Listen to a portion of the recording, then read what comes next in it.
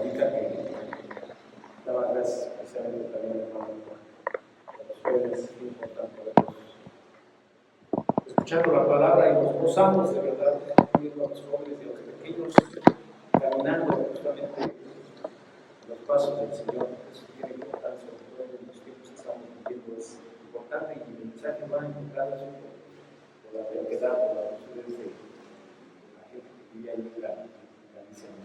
Bueno, pues vamos a dar inicio con una oración. Padre bonito, cuántas gracias te damos esta mañana porque nos permites, Padre, estar reunidos en tu bendito y santo nombre, porque podemos seguir escudriñando tu palabra. Padre, abre nuestros corazones, nuestro entendimiento de tal manera que, Padre, tú tengas un mensaje para nosotros, de manera particular para cada uno, Padre, nuestras luchas y nuestros desafíos, Padre, cada día. Permite, Padre, que el día de hoy he preparado sea de bendición en la vida de mis hermanos y en mi propia vida, Padre. Damos gracias por la oportunidad que tenemos, la libertad que tenemos, Padre, de reunirnos y estar aquí con nosotros. En el santo nombre de nuestro Señor Jesús damos gracias. Amén. Y bueno, pues el mensaje del día de hoy se llama Pablo defiende su apostolado. Ya leímos el pasaje bíblico basado en Gálatas 1, del 10 al 24, lo leímos de forma alternada. Y bueno, hermanos, después de los mensajes anteriores, a los que hemos estado aquí, en la carta a los Gálatas, donde comprobamos que el saludo de Pablo es totalmente diferente a lo que nos tenía acostumbrados en otras cartas. Y se nota quizás un poco disfrazada en la situación de disgusto por la actitud mostrada por estos pobladores de Galacia al alejarse del llamado de Cristo. Les previene justamente también que si prevalece la idea de recibir un mensaje diferente, o sea, un evangelio incorrecto, el riesgo es que vendrán a maldición, convirtiéndose, ya lo habíamos visto, en anatema. Nuestro hermano Jorge habló como en otros tiempos existen hombres que a pesar de conocer a Dios, se han desviado y han aceptado otras corrientes del mundo pecaminoso. Y eso es una situación grave. Incluso muchas iglesias en la actualidad se han vuelto muy tolerantes y aceptan el pecado de muchas personas que asisten ahí, muchas personas, los mismos líderes, los mismos dirigentes. Y pensando en todas estas situaciones, realmente yo considero que es una situación muy complicada, una tarea, hermano, muy complicada para Pablo. Y que él a toda costa pues tenía esa labor, tenía esa tarea justamente de lograr hacer entender a estos hombres que el evangelio de Pablo no surgió de una idea o un deseo de agradar a los hombres. Esto parecería algo que la gente no ha entendido, y dice el texto 10, pues busco ahora el favor de los hombres o el de Dios. La idea de Pablo, de acuerdo con este texto, es que Dios realmente sea el primer receptor y escuche a Pablo. Este mensaje no era directamente para los hombres. Continúa diciendo, o trato de agradar a los hombres. La primera obligación de Pablo era para agradar a Dios. Ese era su principal objetivo, esa era su principal finalidad. No para agradar a los hombres. No se trataba de complacer al público que le escuchaba. Él estaba más concentrado, más centrado y preocupado por agradar a Dios. Ese era su primer punto, lo más básico para él. Y mis hermanos, pensando en esta situación, justamente por las cuestiones que vivimos hoy, mencionaba yo, ¿cuántas veces sucede así en la actualidad, mis hermanos, que tratando de quedar bien con la familia, con los amigos, con los compañeros, en las escuelas de los jóvenes, nos olvidamos que al primero que tenemos que agradar es justamente a Dios? Siempre he pensado que nosotros cuando transitamos por la vida, si agradamos a Dios, por supuesto que vamos a agradar a las demás personas. Pero si nosotros agradamos a las personas, por supuesto que vamos a agraviar a Dios. Si nosotros con nuestros buenos actos, con nuestras buenas acciones, agradamos a Dios, sé que las demás cosas van a ser bien hechas delante de las personas que están cerca de nosotros. Hoy como ayer, ya nos ocupa transitar por esa situación, los amigos siempre nos retan a hacer cosas que son contrarias a los mandamientos del Señor. Justo es decir que nosotros ya quizás ya no estamos en esa situación, o a lo mejor puede ser que nos encontremos, pero cuando fuimos jóvenes lo pudimos comprobar. El mundo está corrompido y vive hoy en depravación, porque hoy el hombre prefiere aceptar las tendencias, las modas, las extravagancias y pervertidas situaciones que se viven antes de ser tachados de antiguos religiosos. ¿Qué es lo que hemos hablado? Porque mucha gente critica el cristianismo, mucha gente critica todo esto. De hecho, en la semana escuchaba un mensaje de un pastor, a donde ya lo hemos escuchado en repetidas ocasiones, de que de pronto se convirtieron al evangelio, se convirtieron en cristianos, y ya su familia ya los veía como raritos porque ya no bailaban, porque ya no tomaban, porque ya no participaban en cierto tipo de situaciones como lo hacían anteriormente. Entonces ya eran raros para la familia. Entonces, ¿cuántas veces no sucede ese tipo de situaciones, incluso en los mismos trabajos o en el lugar donde nos desarrollamos? Y es probable, pues, hermanos, que los hombres del pasado lucharon por imponer sus reglas, justamente. Ese era el problema que tenía, en este caso, Pablo. Y les costaba trabajo entender que la verdad de la complacencia de Pablo no era para ellos, que era para Dios. Que él no había inventado que venía directamente por Cristo, y a ellos no habían intentado no habían entendido esa situación. Me voy a salir un poquito de la situación, pero bueno, del tema. Pero en las pasadas Olimpiadas, yo lo había mencionado mi hermano Jorge, celebradas en Francia, por los testigos, quedó evidenciado el desempleo y la depravación de la nueva forma en la que la gente está aprendiendo a vivir, sin importar los principios religiosos básicos, lo cual ya es preocupante. Por las mismas autoridades ya cayeron en el engaño de Satanás, porque no están buscando agradar a Dios, sino agradarse a sí mismos.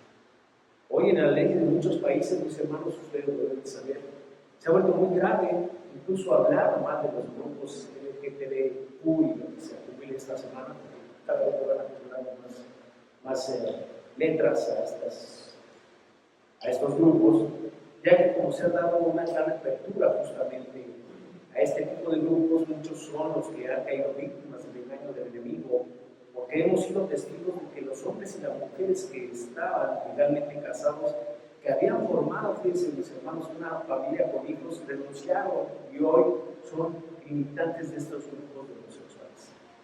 En la actualidad está de moda ser homosexual, yo así lo veo, es una forma particular de ver el mundo, ya no los ve como raros, y es más, las leyes protegen más a estos grupos. Por ahí me mandaron un video donde uno de los agentes aduanales platicaba con sus otros compañeros, los agentes, y hablaba de que protegen más, y decía él que se iba a convertir o se iba a declarar porque tenía mayor protección que siendo un hombre normal. A lo que me refiero es a esto, que las leyes protegen más a estos grupos que a las mujeres y niños golpeados. En la semana justamente escuché una historia verídica, real, sobre un hombre que golpeaba a su esposa allá en Estados Unidos, a la esposa, a los hijos, y pues lo demandó, se divorció y le prohibieron acercarse a una circunferencia de 5 kilómetros, por lo menos, para que no estuviera cerca de esta mujer, para que no volviera a ir a golpear. Y resulta que esta persona se operó, se hizo transgénero, ya se hizo mujer, y ya no le podían hacer nada por la protección que hay para estas personas. Entonces regresaba y siguió golpeando a las mujeres, ya los hijos ya tenían otro nombre, y era una mujer. Es increíble, esto es ridículo, mis hermanos, de verdad. Continuamos con nuestro tema de este día, aunque no se diga expresamente, tenemos la sensación de que Pablo está haciendo un contraste entre él y los que trajeron un evangelio diferente, al parecer. De esta manera, este evangelio fue creado con la firme idea de agradar al hombre antes que agradar a Dios. John Morris, teólogo erudito australiano del Nuevo Testamento, dijo: siempre ha habido predicadores que han buscado la aclamación popular por encima de todo. Y hay algunas todavía, es parte de la naturaleza humana caída, que incluso aquellos que tienen la responsabilidad de proclamar el Evangelio pueden caer en la trampa de tratar de ser populares y no creyentes.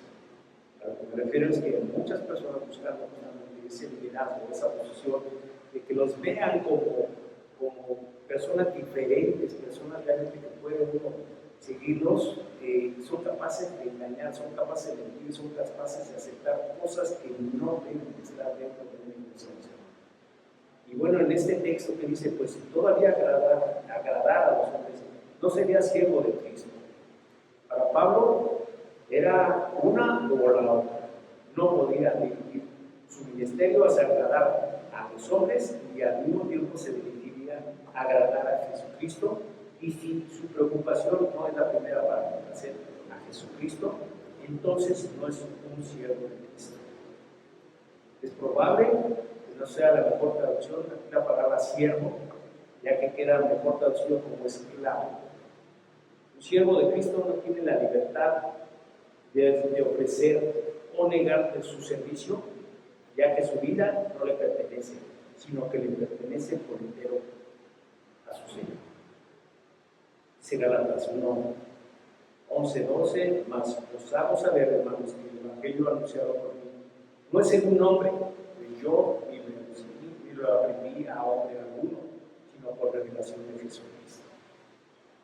Para poder comprender lo que Pablo quería hacer entender a los Gálatas, debería demostrarles el origen divino del Evangelio de Jesús. Según Morris, Pablo hace un juego de palabras cuando se refiere al Evangelio que yo prediqué a vosotros. Hermanos, en contraste con el otro Evangelio traído por los demás, el mensaje de Pablo no fue el intento de un hombre para alcanzar y comprender a Dios, sino fue el esfuerzo de Dios para inclinarse y comunicarse con el hombre. En la actualidad, los hombres pueden tener el beneficio de cosas maravillosas que nos enseñan, pero la revelación de Dios tiene todas las cosas que pertenecen a la vida y a la piedad. Ahora, más que nunca, mis hermanos, el mundo no necesita un buen consejo y la sabiduría del hombre. Lo que necesita es una revelación de Dios. Mis hermanos, ¿acaso el mensaje de Pablo, el mensaje de la Biblia, en realidad viene de Dios? ¿O es un buen logro de la búsqueda genuina, espiritual y moral del hombre a Dios? Si el Evangelio de Pablo, el mensaje de la Biblia, realmente vino de Dios, entonces es el hecho más importante del mundo.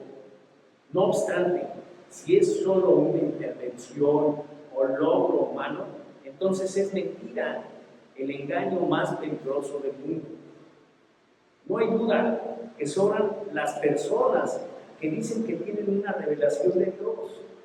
Tenemos que estar muy atentos y tener cuidado de no considerar que un mensaje, siendo de Dios, deberá de ser correcto, porque está basado en la Biblia. Pero, ¿cómo podemos saber que la Biblia es realmente de Dios y no del hombre? En primer lugar, sabemos que la Biblia es confiable, precisa y confiable como un documento antiguo. Sabemos esto porque el texto en sí es fiable. En el pasado se han hecho estudios y comparación de manuscritos antiguos. La arqueología ha confirmado y apoyado sistemáticamente el registro bíblico y nunca ha contradicho a la Biblia. Personas, lugares y eventos en la Biblia se verifican en varias ocasiones por la arqueología. En segundo lugar, sabemos que la Biblia es única y especial entre todos los libros que se han escrito. Este libro es el único en su continuidad. Se escriben más de 1600 años, más de 60 generaciones, por más de 40 autores, en 3 continentes, en diferentes circunstancias y lugares, en diferentes momentos, diferentes estados de ánimo, en 3 idiomas, en relación con decenas de temas polémicos, pero habla con una sola voz. Es maravilloso este libro, mis hermanos, sobre lo que significa la Biblia. y está considerado el más importante de la humanidad por los siguientes conceptos. Es único en su circulación, es el libro más publicado popular de la historia. Es único en su traducción, siendo el primer traducido y habiendo sido traducido a más idiomas de cualquier otro libro. Es único porque ha sobrevivido a los estragos del tiempo, de la transcripción manual, de la persecución y de la crítica. Es único en su honestidad, ya que trata pecados y fracasos de sus héroes de una manera bastante desconocida entre la literatura antigua. Es único en su influencia, ya que ha cambiado millones de vidas. Tiene una gran influencia en la cultura y la literatura que cualquier otro libro en la existencia. Yo creo que en el mundo, mis hermanos, a nivel mundial, considero que muchas personas, por lo menos en su vida ya adultos, han escuchado que existe ese libro, que hay una Biblia, ¿no? Quizás puede ser que en los países musulmanes o en los países con otras religiones que son más cuadrados y son más cerrados, sea un poco complicado, pero finalmente muchos han escuchado lo que es la Biblia. En tercer lugar, la Biblia es un libro de la profecía predictiva, literalmente cumplida. Por ejemplo, hay alrededor de 300 profecías concernientes a Mesías que eran exactamente y literalmente cumplidas por Jesús, como su nacimiento en Belén, su forma de la muerte y el entierro, y así sucesivamente. Otro ejemplo también es la que la Biblia describe el ascenso de 4 imperios mundiales sucesivos: Babilonia, Persia, Grecia, Roma. Con tal exactitud que todos los críticos que pueden hacer es afirmar que el pasaje fue escrito en realidad después de los sucesos ocurridos. En cuarto lugar, la Biblia es un libro que ha cambiado profundamente la vida de millones de personas, independientemente de su raza, de su sexo, de su localidad, de su edad o condición social. Hermanos, hay un hombre que puede ver todas estas evidencias y continúa diciendo: esto no prueba que la Biblia proviene de Dios. Surge nuevamente la situación de duda. Se reconoce el punto, pero si nos da una razón para creer que lo hizo al final, creyendo que la Biblia es de Dios, es un paso de fe, pero es un paso de fe inteligente, informada, no es un acto de una fe ciega. Dice el texto 12: pues yo ni lo recibí ni lo aprendí de hombre alguno, sino por revelación de Jesucristo. La propia relación de Pablo, mis hermanos, con este evangelio fue único. Casi todo el mundo escucha el evangelio de otra persona, lo que es la forma, vamos a decir, normal de Dios de comunicar el evangelio. Dice Romanos 10, 14, 15: ¿cómo pues invocaron a aquel en el cual no han creído? ¿Y cómo creerán en aquel de quien no han oído? ¿Y cómo oirán sin haber quien les predique? ¿Y cómo predicarán si no fueren enviados? ¿Cómo está escrito? Cuán hermosos son los pies de los que anuncian la paz, de los que anuncian buenas nuevas. Pero Pablo no era una persona normal. En este sentido, recibió el evangelio de una dramática revelación directa cuando se encontró con Jesús en el camino a Damasco. Es una historia de revelación, mis hermanos. Esta historia está ilustrada en Hechos 1, del 1 al 9, que describe este notable incidente. El Señor Jesús habló a Pablo directamente en el camino a Damasco, y luego Pablo pasó 3 días cegado, ¿lo recuerdan? Antes de que un cristiano llamado Ananías viniera a él, pues probablemente durante este tiempo, ya sea en la carretera o en los 3 días cuando Jesús trajo su evangelio a Pablo. Pablo ciertamente tenía el evangelio de inmediato, era a la vez salvo, y comenzó a predicar inmediatamente. El mensaje que Jesús le dio, dice Hechos 9, 20 al 22, enseguida predicaba a Cristo en las sinagogas, diciendo: este era el Hijo de Dios. Y todos los que le oían estaban atónitos y decían, ¿no es este que asolaba en Jerusalén a los que invocaron este nombre? Y a eso vino acá para llevarlos presos ante los principales sacerdotes. Pero Saulo mucho más se esforzaba en confundir a los judíos que moraban en Damasco, demostrando que Jesús era el Cristo. Lutero pensaba, Pablo no recibió instrucción de Ananías. Pablo ya había sido llamado, iluminado y enseñado por Cristo en el camino. Su contacto con Ananías era simplemente un testimonio de hecho de que Pablo ya había sido llamado por Cristo a predicar el Evangelio. O sea que Ananías lo único que venía a confirmar lo que ya había sucedido con Pablo. Continuamos, mis hermanos, en los siguientes versículos a partir del 13 en adelante, donde Pablo demuestra que su mensaje no proviene del hombre. Todo el mundo había leído cómo Pablo llegó al Señor. La historia de Pablo era familiar para los cristianos en general, en especial a los que habían ministrado. Personalmente, podemos confiar en que si Pablo estaba en un grupo de un pueblo por un tiempo, predicando el Evangelio, no pasaría mucho tiempo hasta que él compartió su testimonio personal. El valor de un testimonio, mis hermanos, no se limita a aquellos que tienen una historia dramática, convención, como Pablo lo hizo. Podemos ver la gloria de la obra de Dios tanto en aquellos que piensan que tienen un testimonio, vamos a decirlo, aburrido. Y realmente yo creo que la vida de cada uno de nosotros hemos transitado por diferentes situaciones, sea que hayamos nacido en un hogar cristiano, o sea que nos hayamos transformado y después todos tenemos una forma diferente de cómo llegamos o cómo nos transformamos a la vida.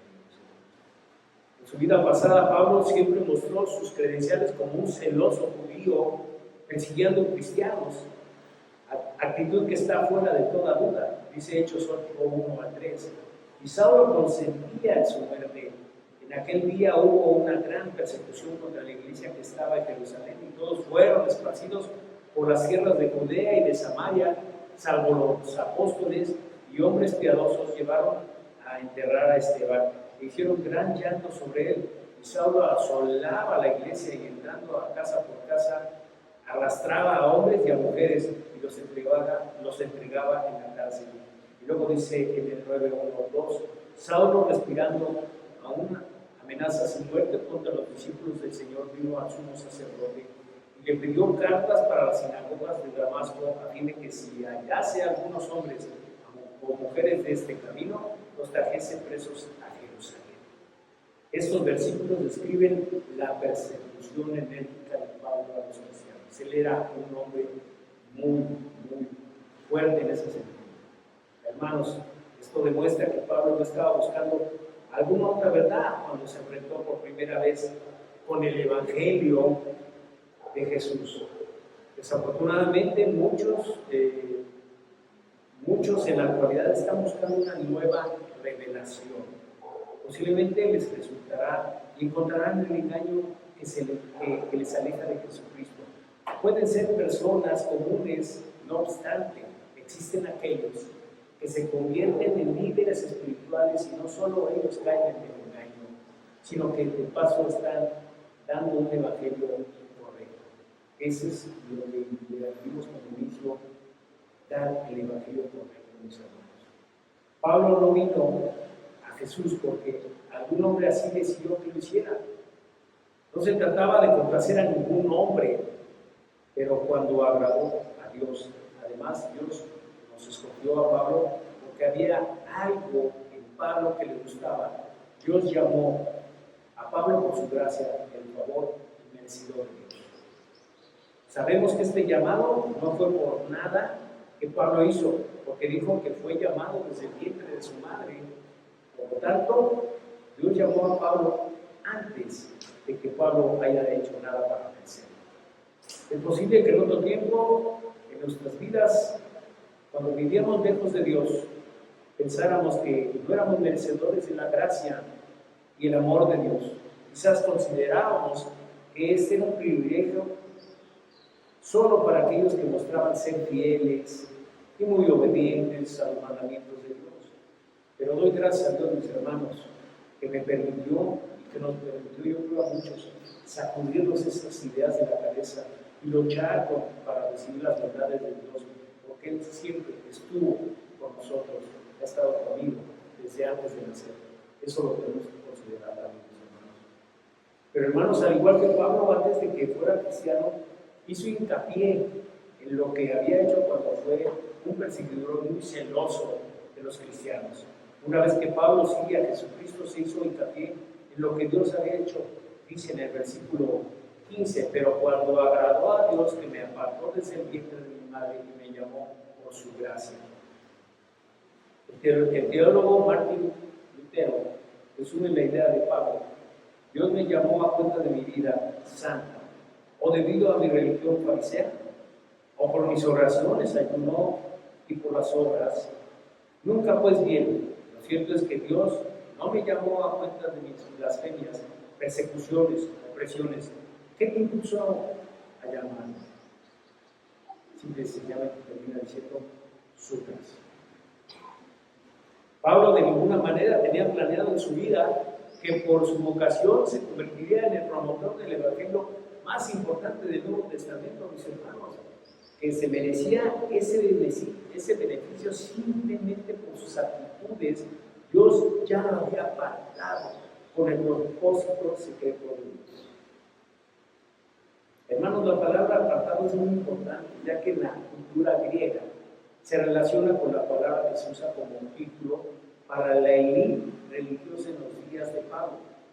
Los apartados, conocidos como los fariseos, antes de que Pablo se acercó a Jesús, era un fariseo importante. Filipenses 3:5 dice, circuncidado el octavo día del linaje de Israel, de la tribu de Benjamín, hebreo de hebreo, en cuanto a la ley fariseo, pero él no estaba realmente apartado para Dios. Ahora, a través de las obras de Jesús, Pablo recibió ese beneficio, ser un apartado. Dice el texto, dice, revelar a su Hijo en mí para que yo le predicase entre los gentiles, no consulté, enseguida con su carne y sangre. Pablo habla de cómo Jesús se reveló a él. La revelación de Jesucristo. Pero aquí es algo diferente, tal vez más gloriosa. Jesús se revela en Pablo. Dios quiere hacer algo más que revelar a Jesús a nosotros. Él quiere evidenciar a Jesús en nosotros. A veces, quizás nos hagamos la pregunta, mis hermanos, ¿Dios tiene sentido del humor? Él tiene un sentido del humor, mis hermanos. Él selecciona a un hombre antes de nacer para el trabajo de predicar el evangelio a los gentiles, y que ese hombre crece odiando a los gentiles y creyendo que la única razón por la que Dios puso gentiles era lo que alimentaría el fuego del infierno, como si fueran combustibles cubiertos de petróleo. No sé si les tocó, bueno, los contemporáneos les tocó tener boilers sin gas. No sé si algunos conocieron los combustibles, que tenían acerrín, venían pantalitos y los llenaban de petróleo, creo, no sé si les tocó. Pues el boiler, lo metía uno, les prendía fuego y ya no se calentaba nada. A los jóvenes, niños ya no les tocó eso, ya no más hay que mover la perilla para que prenda el boiler. Entonces aquí dice que si fueron creadas justamente para alimentar el fuego del infierno, ¿no? Mis hermanos, hablando sobre su conversión, Pablo no consultó enseguida con carne y con sangre. Incluso los apóstoles eminentes de Jerusalén, para descubrir el contenido del Evangelio, no necesitaba hacerlo. El Evangelio fue revelado a él directamente por Jesús. No debemos pensar que Pablo está diciendo aquí que es un error escuchar el Evangelio a través de los demás, o que los que tienen una salvación inferior, el punto simplemente. El Evangelio que Pablo predicaba no lo recibió de cualquier hombre. El privilegio de recibirlo fue de Jesús. Pablo no viajó lo que podríamos llamar a Arabia Saudita, que era conocida en aquel tiempo como Arabia nada más. En su vida se extendió por todo el camino a la ciudad de Damasco. Pablo vivió probablemente en algún lugar tranquilo y desierto en las afueras de Damasco. Pablo aprendió el Evangelio desde los apóstoles porque había sido un cristiano durante 3 años antes de que él conociera a los apóstoles Pedro y Santiago. Dice León Norris, teólogo australiano, un nuevo convertido, sobre todo uno que había sido el primero en la persecución de los creyentes, seguramente tocar la base con los líderes del movimiento que ahora se defienden, aunque solo sea para asegurarse de que ahora tenía una comprensión correcta de lo que estaba enseñando el movimiento cristiano. Pero Pablo no hizo eso. Debemos de considerar que tampoco fue Pablo comisionado a comparecer ante los apóstoles en una especie de examen. Está indicando cuándo Pablo estudió para ver a Pedro. La palabra que dice para ver habla de alguien que viene como turista. Una palabra que se usa, dice Cristóbal, por lo que van a ver grandes y famosas ciudades. La idea es que Pablo no recibió la orden de ir a Jerusalén para dar cuenta de Pedro a los otros discípulos, sino que vino por su propia voluntad y visitó como un turista. Si Pablo no aprendió el contenido esencial del Evangelio de cualquier hombre, entonces también es cierto que los primeros cristianos eran lentos en aprender solo, que la diferencia, mis hermanos, en este caso fue que Pablo estaba en Jesús. Todo lo que realmente sabían era que se había convertido dramáticamente para los que ellos glorificaban a Dios. Después de su conversión, Pablo fue un cristiano normal durante muchos años. La posición de Pablo como desconocido es ciertamente diferente a nuestra costumbre de abordar a cualquier converso importante tan pronto como vienen a Jesús. Pablo estaba feliz y confiado de que pasarían muchos años en la oscuridad antes de que Dios lo resucitara.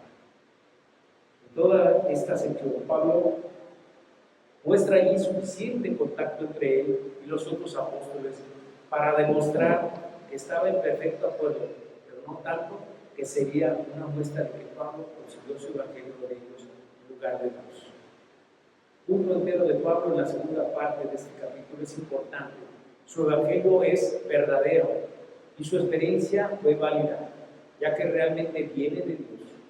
Su evangelio es verdadero y su experiencia fue válida también, ya que realmente viene de Dios. Su evangelio viene de Dios o está hecho a ti mismo. Su experiencia cristiana viene de Dios o has hecho a ti mismo. Solo que viene de Dios realmente no puede salvar y hacer una diferencia duradera en nuestras vidas. Mis hermanos, concluyo considerando que Pablo fue maravillosamente llevado al conocimiento y a la fe de Cristo. Todos aquellos que se convierten y son salvados, son llamados por la gracia de Dios. Su conversión se produjo por su poder y su gracia que actúa en ellos. De poco nos serviría, mis hermanos, que se nos revele Cristo, si no se revela también en nosotros de una forma integral. Se nos preparó al instante para obedecer, sin dudar o titubear intereses mundanos. Su crédito, su facilidad a la vida misma y qué motivo de agradecimiento y alegría es para las iglesias de Cristo cuando oyen hablar de tales casos para alabanza de la gloria de su gracia, los hayan visto. Todas estas iglesias, mis hermanos, como Betania, glorificamos a Dios por su poder y misericordia, al salvar a tales personas por todo el servicio a su pueblo y a su causa que se hace, que se puede esperar de ellos y también de nosotros. Defendamos nuestra fe y plena certeza de Cristo, en Cristo, con todo nuestro ser, con todas nuestras fuerzas, tal y como lo hizo Pablo, defendiendo su apostolado contra toda descalificación, contra todo ataque, contra cualquier obstáculo que encontró en su ministerio, para que saliera bien, para la gloria y la honra de Dios. Gracias, mis hermanos, oramos. Padre bendito, cuántas gracias te damos, Padre, por el mejor referente que tenemos en la vida de Pablo, al defender su apostolado, Padre. Que a pesar de los ataques, a pesar de todas las cosas que él le tocó vivir, él nunca dudó, él nunca temió. Siguió adelante. Damos gracias por esa labor tan maravillosa en su momento y permite que nosotros también seamos unos luchadores incansables para defender nuestra fe, nuestra creencia, Padre, para gloria y honra tuya. Te damos gracias en el precioso nombre de nuestro Señor Jesús.